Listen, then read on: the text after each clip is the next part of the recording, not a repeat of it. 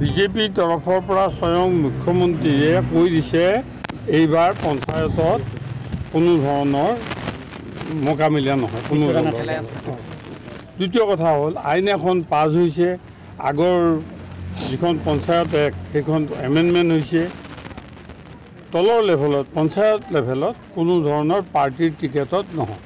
সেইকাৰণে আজি আমি দৃঢ় সিদ্ধান্ত লৈছোঁ, আমি AGPF পঞ্চায়ত খেলিম আৰু ছেপ্টেম্বৰৰ আগত 2 মাহৰ ভিতৰত আমি সকলো ঠাইতে বুথ কমিটি আমি গঠন কৰিম। এইটো আমাৰ দৃঢ় সিদ্ধান্ত আৰু এই হিচাপে আমাৰ আগবাঢ়িব। আমাৰ দুলালৰ নেতৃত্বত আজি আমি কৈছোঁ বিধানসভা সমষ্টিৰ সভাপতি আৰু জিলাৰ সভাপতি আৰু বিষয়ববীয়াসকলে এটা নেতৃত্ব দিব। তাতে মই থাকিম, আমাৰ কেন্দ্ৰীয় কাৰ্যনিৰ্বাহক সদস্য কি বুলি কয় অবজাৰ্ভাৰ তেখেত থাকিব। আমি সামগ্ৰিকভাৱে অসম গণ পৰিষদৰ যি পূৰ্বৰ ইতিহাস আছিল চিপাঝাৰত, সেই ইতিহাস আমি পুনৰুদ্ধাৰ কৰিম। কাৰ মুখত কোনে সপা দিব? আমি আছোনে নাই বোলা মানুহজনে আকৌ আমাক চিঠি লিখে লিখিতভাৱে যে 10জন আপোনালোক আহক আমি কথা পাতোঁ। যদি নায়ে বুলি কয় তেনেহ'লে তেওঁ আকৌ আমাক চিঠি দি পেলাই কিয় মাতে? আৰু আপুনি নামটো ক'বলৈ ভয় খাইছে, নিজে নাই বুলি ক'লে কৈছে।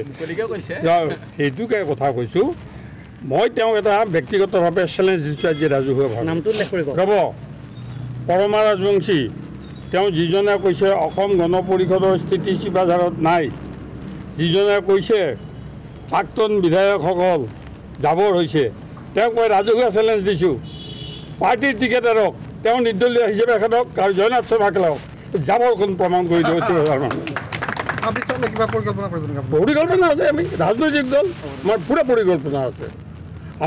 আমি কেন্দ্ৰীয় কমিটি যি ধৰণে এলায়েন্স কৰিব সেই এলায়েন্সত আমি আগবাঢ়ি যাম আৰু চিপাঝাৰ মঙলদৈৰ ভিতৰত যিকোনো এটা চিট আমাক দিব লাগিব বুলি এইটো আমাৰ দাবী। আজিও আমি দাবী লৈছোঁ চিপাঝাৰ সমষ্টি আমাক দিব লাগে বুলি।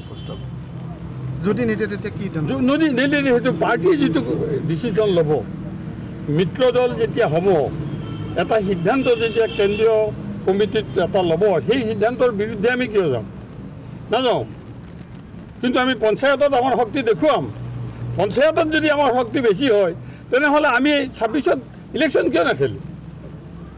পঞ্চায়ত এইবাৰ বিজেপিয়ে কি কাৰণত তেওঁলোকে কৈছে যে আমি এইবাৰ নিজৰ স্বতন্ত্ৰীয়ভাৱে ইলেকশ্যন খেলিম, তেওঁলোকে প্ৰমাণ চাব খুজিছে কোন সমষ্টিত কোন দলৰ কিমান শক্তি। আমি এতিয়া শক্তি দেখুৱাবলৈ সিদ্ধান্ত লৈছোঁ। আৰে গোটেই বিজেপিৰ কোন কৰ্মী আছে? বিজেপিৰ কোনো কৰ্মী নাই, চব AGPবিলাক আছে। আকৌ জয়নাথ শৰ্মা আহিলে আমাৰ কি বুলি কয় দুলাল লাগি দিলে, আকৌ ঘূৰি আহিব আমাৰ তাত। তেওঁলোক অৰিজিনেল আমাৰ মানুহে, আমি ধাৰত পঠাইছোঁ তেওঁলোকক। তেওঁ আমাৰ মানুহৰ ওপৰত তেওঁলোকে দবদবাই আছে।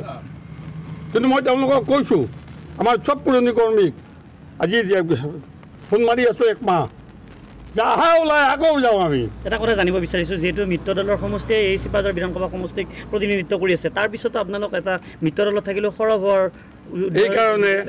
এইকাৰণে এইটো কথা আপোনালোকৰ আমি জানো বৰ্তমানৰ বিধায়কজন যদি এইবাৰ বিজেপিয়ে সমষ্টি দিয়ে, এইটো আমাৰ হাতত থাকিব নে নাথাকে এইটো সন্দেহৰ বাতাবৰণ বিধায়কে নিজে সৃষ্টি কৰিছে। অকল আপুনিও কোৱা কথা নে? নহয়, আপুনিও কয়, আপোনাক সুধিলে মনে ক'ব, আপুনিও ক'ব, অকল মই নকওঁ নেকি? পাব্লিকে কৈ আছে। এতিয়া মই ৰাজহুৱাভাৱে তেওঁক চেলেঞ্জ দিছোঁ, পাৰ্টিৰ বেনাৰৰ পৰা জয়নাথ শৰ্মা নুঠে আৰু পাৰ্টিৰ বেনাৰৰ পৰা বিজেপিৰ বেনাৰৰ পৰা পৰমা ৰাজবংশী উঠিব নালাগে। সমষ্টিৰ মানুহে দেখুৱাই দিব কোন যাব। আমাৰ আজিৰ দিনত মিত্ৰ দলত আমি বিজেপিৰ লগত আছোঁ, গতিকে বিজেপি আমাৰ শত্ৰু নহয়। ৰাইজে পাতিলে, দলে দিলে, আনডিছপুটেড কেণ্ডিডেট দিলে আৰু দলে যদি চিপাঝাৰত মোক কেণ্ডিডেট দিয়ে, কোনে নেখেলে? আপুনিও খেলিব।